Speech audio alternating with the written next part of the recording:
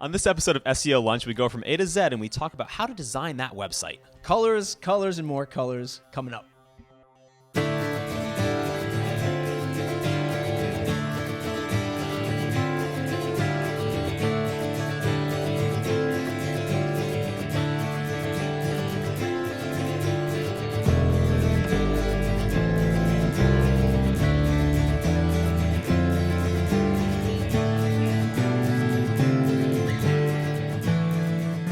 Hey everyone, welcome to another episode of SEO Lunch. I'm your host, Matt. And I'm Dan. That's the way we always start the show, Dan. Always. Always. Oh man, what is this show about? This show is about our week in web marketing. Yes. SEO news, web tactics, web marketing tactics.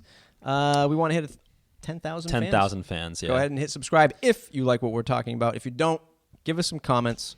Let us know what you want to learn about to promote your website online. What are we talking about today? Let's find out. What are we talking about today? We're talking about the hangover we've had since the 4th of July week, right? Yeah, or by the time you see this, it might be August. Who knows? Yeah, who knows?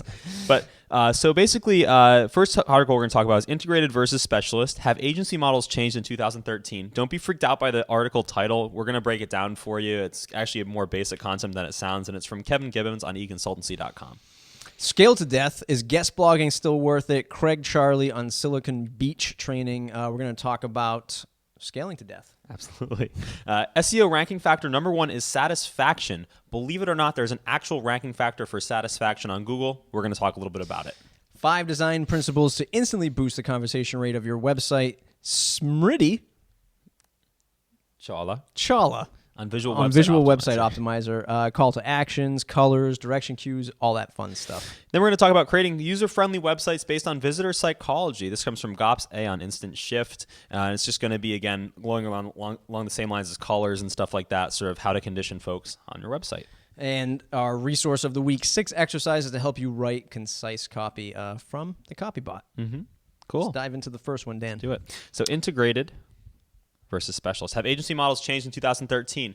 So this concept of the week here is basically agency models. And what is this basically? If you're sort of new to this, if you're a small business kind of doing this stuff, what the agency model basically is essentially how are you going about your tactics for promoting yourself, whether it be online and print, however it is.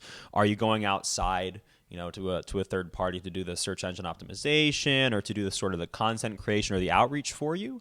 Or are you doing it all in-house, and what are those different options? And I really like this article, and the reason why I put it right up at the front is because throughout the article, it actually has a lot of great links to help you decide sort of what's right for you as a business. So we can give you some pointers, but this gives you a lot of pointers as well. Yeah, it's a great resource. I think, like Dan said, it sounds more complicated than it is.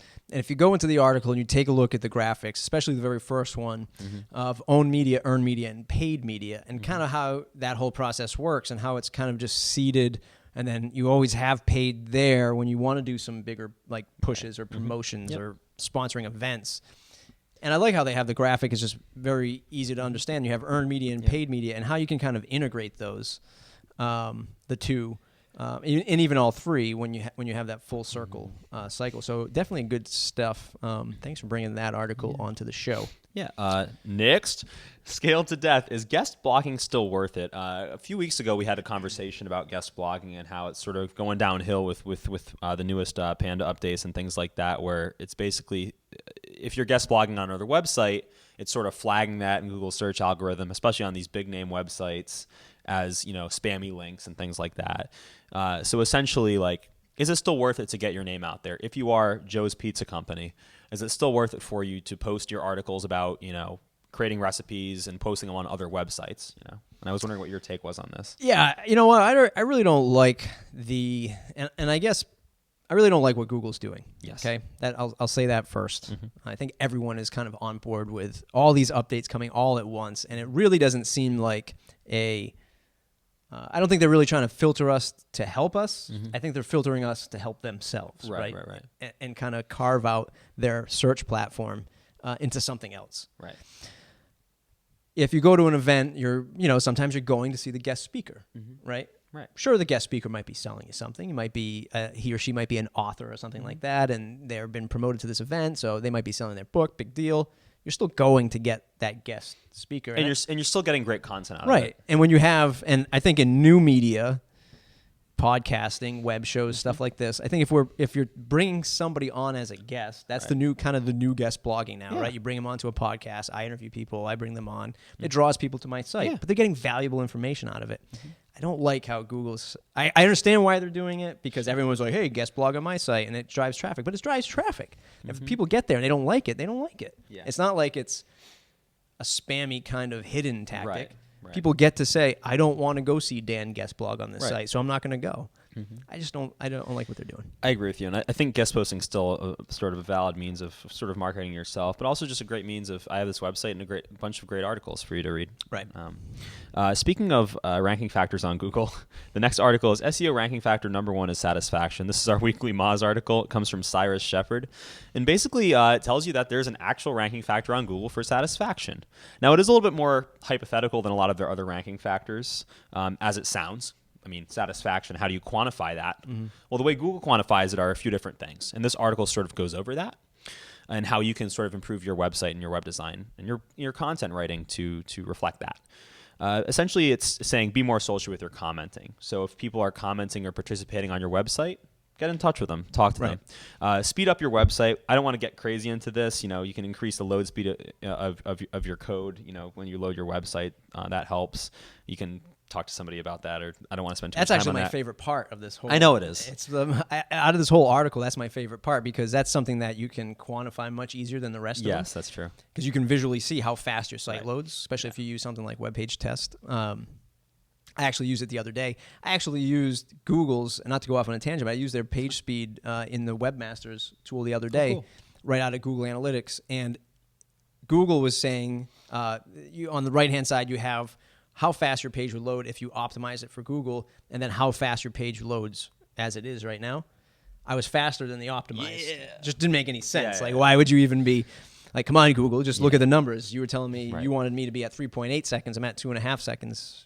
Kind of crazy. But anyway, I enjoy that part of it. Okay. Because you're satisfied. Your site loads fast. Right. Your user doesn't have to wait, especially if they're on their mobile phone or on their tablet or whatever. And then the other aspect of this is removing any barriers you have. So it's really unfair to ask somebody to just join something or sign up for something just to access content. Right. And I know sites like Medium are doing that, like that's sort of their model, but that's a little different. I think that's a little bit more high end writing and things like that, where this is, and that's why people go there, where this is more, you go to my website to find something, and if I have a sign up before you can read this, I'm gone. Yeah. So I remove those barriers. And by the way, if you have a WordPress site and you need to speed it up, give us a call. Yeah. The next article, continuing on the trend of sort of improving the design of your website, 5 design principles to instantly boost the conversion rate of your website. Again, this is Smriti Chawla on Visual Website Optimizer. Yes. Butchering it. But basically, this just tells you of different things on your page. So put your call to action inside of a container. So basically have it within, basically like a box within a box. Kind of makes it a little bit more visually or spatially appealing. Use the right colors. Do a good job with complementary colors on your website. And this article, I'll have you read it. It provides great links from Kissmetrics and other places to show you sort of good colors and what they mean to a user. Depending on what action you're looking to receive. Yeah, I especially like the colors aspect of the buttons and kind of the psychology that went behind that and the time it took to put that data together. Look, I think that if you're somebody who is like, what the heck is call to action? Do colors matter? Like box within a box? You must have your website up and running first, right? You must have the proper content and you must have traffic. So before you can start to optimize, and I think that this is very important because people who start with very little to no traffic, they're like, well, I have to optimize my site. Well, you have to get traffic there first, right? So start focusing on that and not just gobs of traffic for the sake of traffic, but the right traffic. Yeah. Right? And we've talked about this before, getting the right traffic. How do you do that? That kind of thing. So I think it's easy to say, well, your site's not converting because you don't have the proper call to action. Right. Well, you must also have the proper traffic coming in first, right? Or else it will never optimize. Right. It doesn't matter how or it'll never there's no convert. traffic in there in the first place to click on it. Right. So along the same lines, the next article is creating user-friendly websites based on visitor psychology. This comes from Gops A on Instant Shift. Basically, this kind of goes along the same page, but I guess my call to you folks is before you build your website, kind of design like the framework of it, design the foundation for the website. And some of the tips they give you for the foundation is to put things like the search bar, subscribe buttons, and login buttons on the top right of the page. Put the home button to go back to your homepage on the top left. I mean, this is all sort of typical stuff, but I mean, it's important to think about, conceptually. Yeah, I think sometimes people can get over creative. Yeah. And I think if you go back to the last article and use some of the tools and tactics on how to measure what's actually working, and I've been doing this feverishly with the Slocum site and seeing what people are clicking on, where they've come from, and then what is that certain visitor profile? How do they funnel through our site? Are they clicking on the content that we expect them to click on? Right. Yeah, it's a fun game, and you just have to don't overthink it sometimes. Of course. And then our resource of the week is 6 exercises to help you write concise copy. So you've been listening to this cast. You've been pausing as we go. You've been feverishly typing, going through these articles.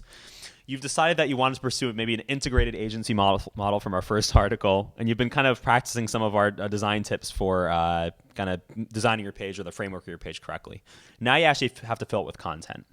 And 6 exercises to help you write concise copy, this comes from the Copybot, is a really great resource to sort of practice, especially if you're going to be doing it yourself or you have somebody internally that may not be as used to that sort of content creation as others.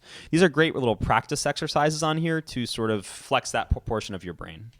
Yeah. And sort of build that blogger mentality. Yeah. Of course, great advice coming from one of the, super intelligent folks over at Copyblogger.